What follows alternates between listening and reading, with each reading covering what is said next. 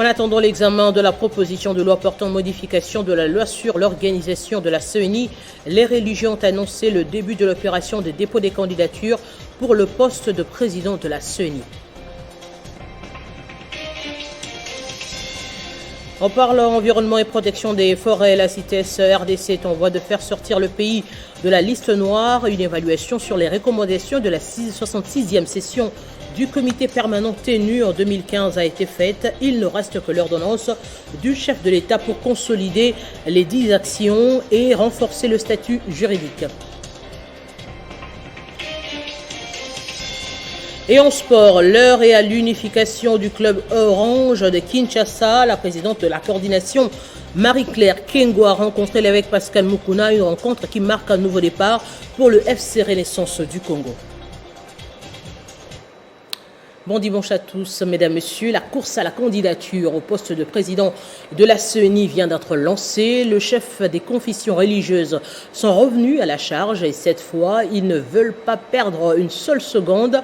Ils ont rencontré hier samedi le bureau de l'Assemblée nationale avec qui ils ont levé l'option d'amorcer l'examen de la proposition de loi portant modification de la loi organique sur l'organisation et le fonctionnement de la CENI. Jean-David Kilolo. Le mode de désignation de nouveaux membres qui composeront la nouvelle équipe de la Commission électorale nationale indépendante était au centre des échanges qu'a eu le président de l'Assemblée nationale Christophe Mbosso et les représentants des confessions religieuses de la République démocratique du Congo. Les chefs des confessions religieuses sont d'accord de ne plus attendre la fin des réformes pour enfin désigner les nouveaux animateurs pour éviter les retards. Selon Donatien Cholet, les chefs des confessions religieuses sont d'accord de ne plus attendre la fin des réformes pour désigner les nouveaux animateurs. Il a été surtout question d'échanger avec lui sur la problématique de la désignation des membres du bureau de la CENI. Les chefs de confessions religieuses ont pris acte dans le discours de l'ouverture de la session parlementaire. Ils ont pris acte de l'engagement du bureau de l'Assemblée nationale à faire des réformes électorales une priorité de cette session. Profitant de cette occasion, les représentants des confessions religieuses ont lancé l'appel à tout celui qui veut être candidat de la CENI de bien vouloir déposer sa candidature dans n'importe quelle confession religieuse et cette dernière pourrait passer au tirage selon les critères pour enfin amener au moins 3 noms qui pourront à leur tour passer à l'élection finale. À noter que les confessions religieuses ont reconnu avoir appris certaines erreurs commises dans le passé et qu'ils vont faire de sorte de ne plus y revenir.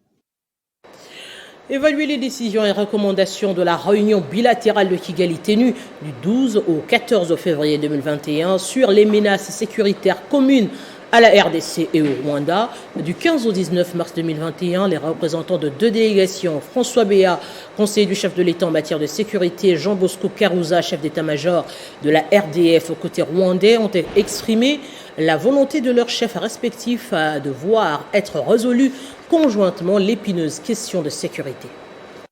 Pendant 2 jours, les experts se sont tués à la tâche.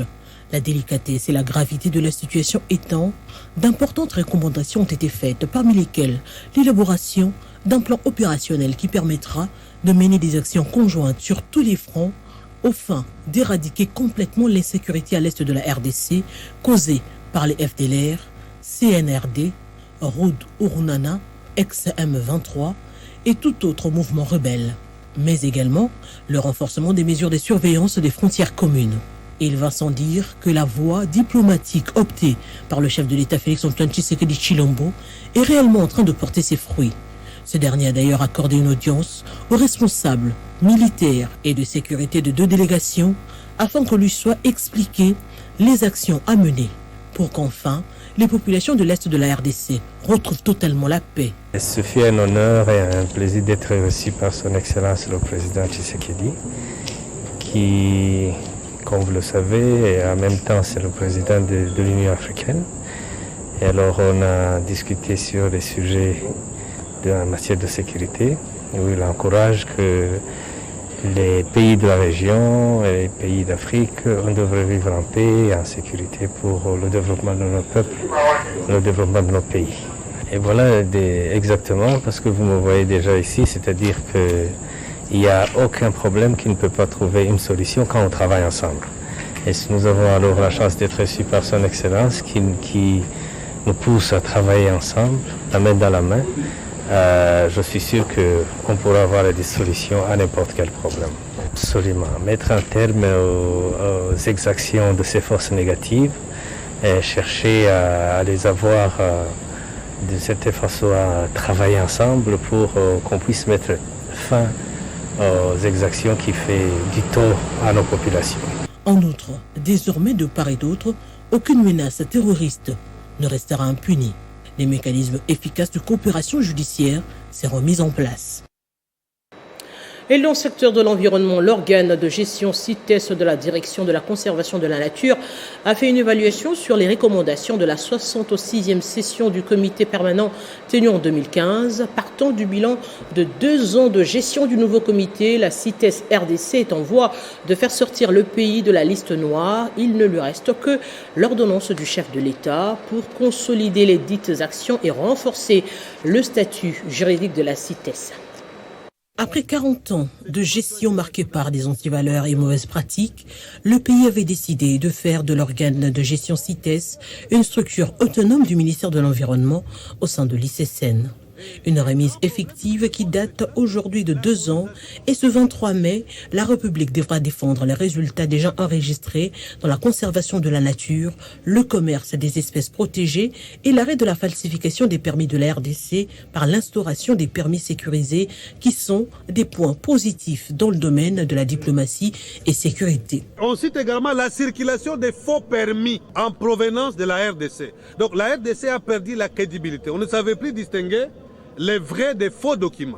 Alors, il y a eu également le lancement depuis le 1er juin de la plateforme de gestion informatisée de la CITES appelée CEMIS, qui a permis au pays de redresser un grand nombre de recommandations internationales qui sont à jour.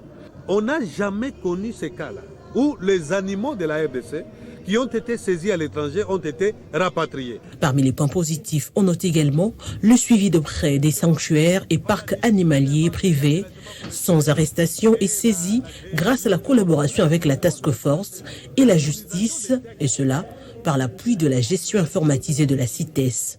Changer le système qui devait extirper les antivaleurs et les bonnes pratiques. Et voilà, ces changements coïncident même avec la vision du chef de l'État.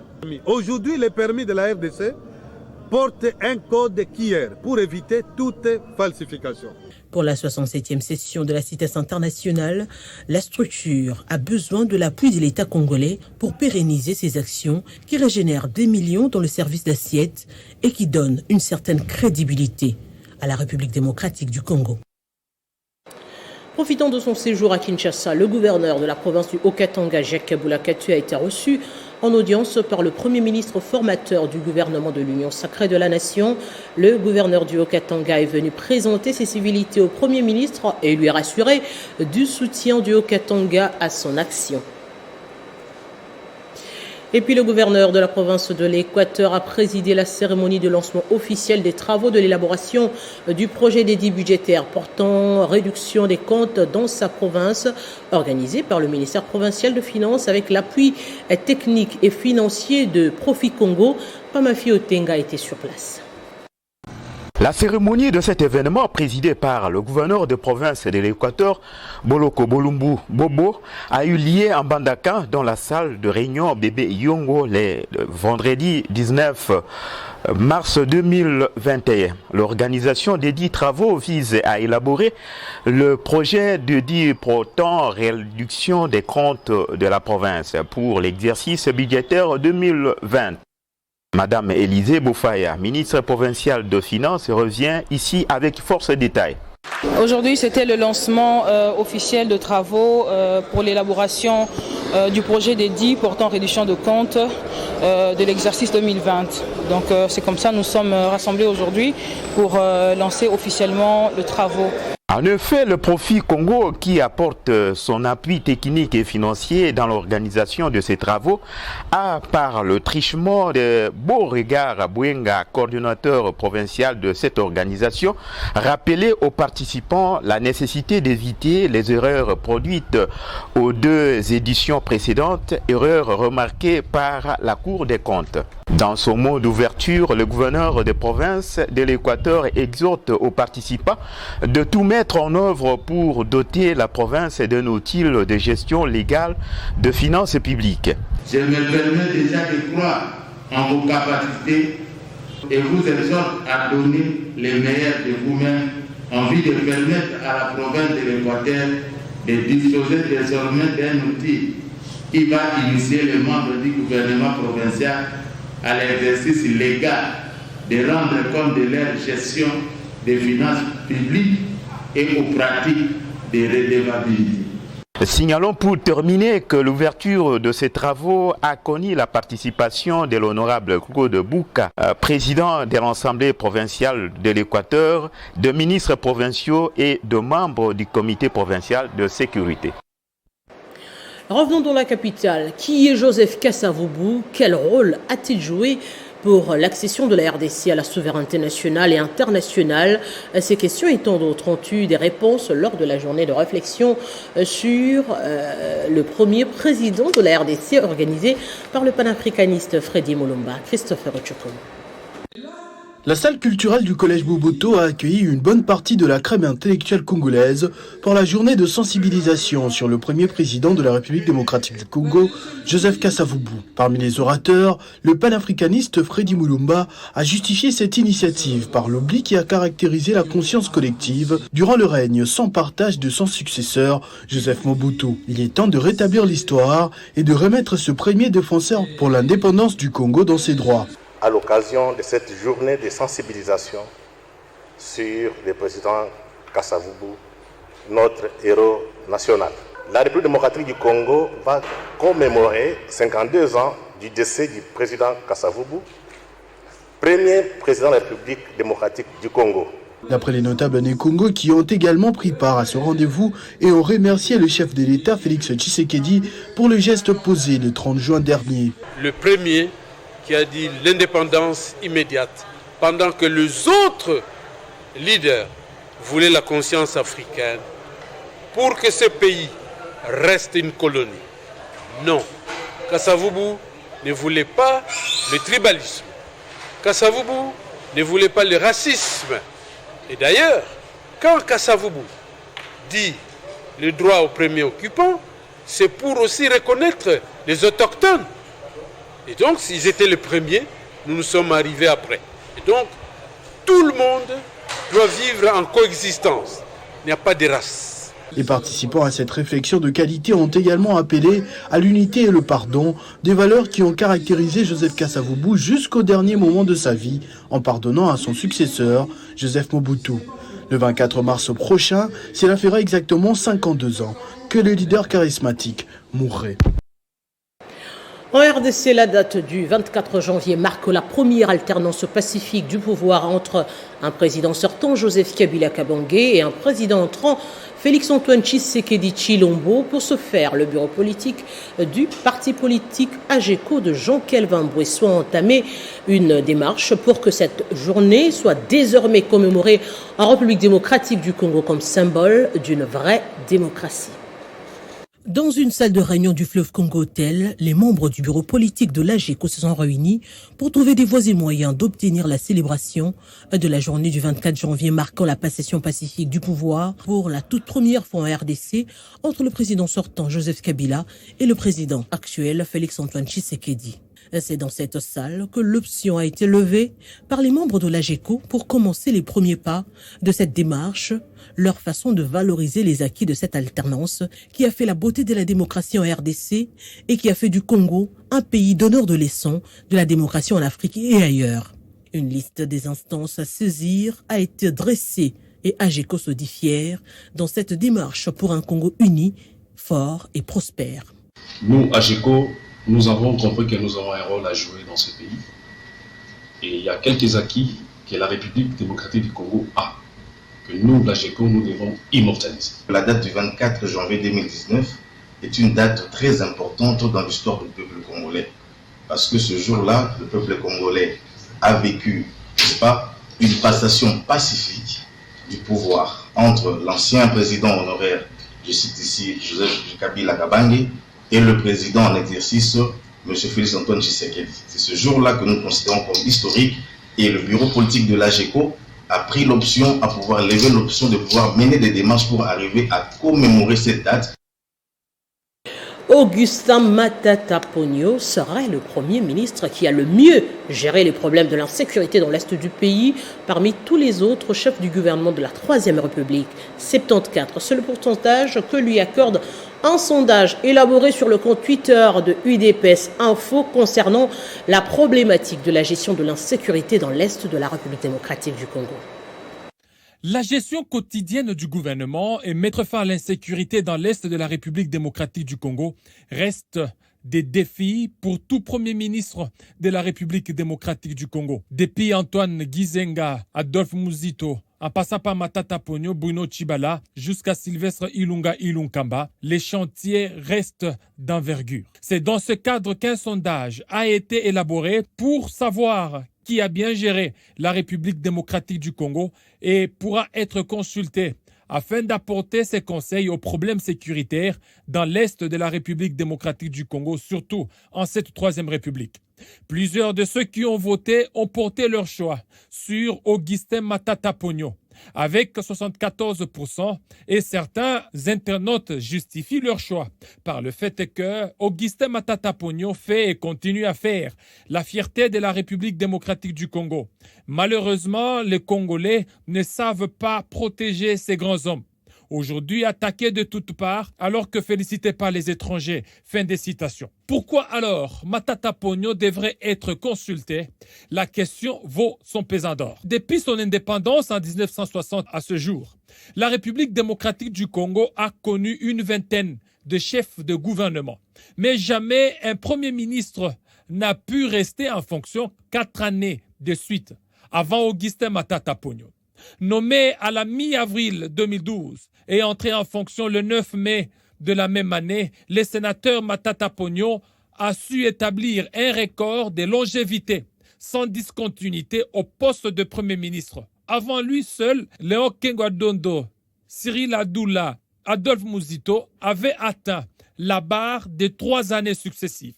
Les cumuls des années, de mois et jours passés à la primature font de Matata Ponyo un personnage incontournable sur la sphère politique congolaise, maîtrisant tant soit peu la situation sécuritaire dans l'Est de la République démocratique du Congo et aussi la situation macroéconomique, ce qui aurait poussé les 64% d'internautes à voter en sa faveur. Allez, on va parler sport. On parle plus du FC Renaissance du Congo. Après les élections tenues récemment, celle qui a été élue comme présidente, Marie-Claire Kengo, est allée rencontrer l'évêque Pascal Mukuna pour parler de l'unification du club, une initiative du président de la Fédération congolaise de football association qui a été saluée par l'évêque Pascal Mukuna. On l'écoute. Impression, c'est l'impression, il y a Isengo, impression, il y a bien. Nasalaki émission moko dernièrement nalobi que soki mama aye na grande porte tokoyamba ye et que mama aye siko na grande porte toyambi ye mpona kotelisa bato bazali koloba ke évêque akangi alingi te moto aya non nga moto nalansaki appel oui bandeko wana nde basalaki embrouillement nayebi te il pensait à quoi puisque et qu'aujourd'hui maman est tout yambi maboko polele et au solo nae vous a satisfait oui, c'est-à-dire que à une ambition à une posa il y a que servir l'équipe ce que nous avons à posa il y a que servir l'équipe et que place s'englober toujours comme nous il y a aya aye na quoi c'est pas tout sous ou parfois bazali que souhaiter et tout ça na quoi c'est de toujours déjà moto puisque la place là et vous allez dire que moto soit tous en a 3 candidatures depuis que la lancé, ce qu'on a encore le 4e mois. Depuis le 2 janvier. Donc, à cause de l'été, le col y a hier. Ce qu'on va se présenter, et comme ce qu'on y a que parmi trois, non. Le col y a un candidat unique. Donc Marie-Claire Kengo sera la 2e dame à gérer un des grands clubs de Kinshasa après Bestine Kazadi qui gère actuellement l'AS Vita Club. Place au rappel des principaux titres.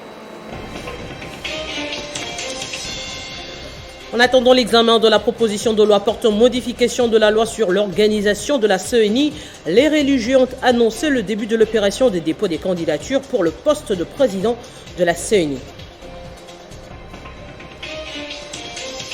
On a parlé de l'environnement et protection de forêt. La CITES RDC est en voie de faire sortir la RDC de la liste noire. Une évaluation sur les recommandations de la 66e session du comité permanent tenue en 2015 a été faite. Il ne reste que l'ordonnance du chef de l'État pour consolider les dites actions et renforcer le statut juridique. Et en sport, l'heure est à l'unification du club Orange de Kinshasa. La présidente de coordination Marie-Claire Kengo a rencontré l'évêque Pascal Mukuna, une rencontre qui marque un nouveau départ pour le FC Renaissance du Congo.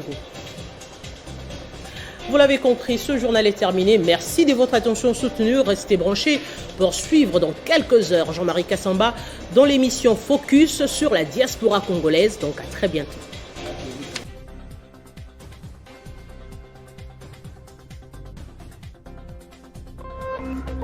Téléchargez les infos Télé 50 sur www.télé50.cd.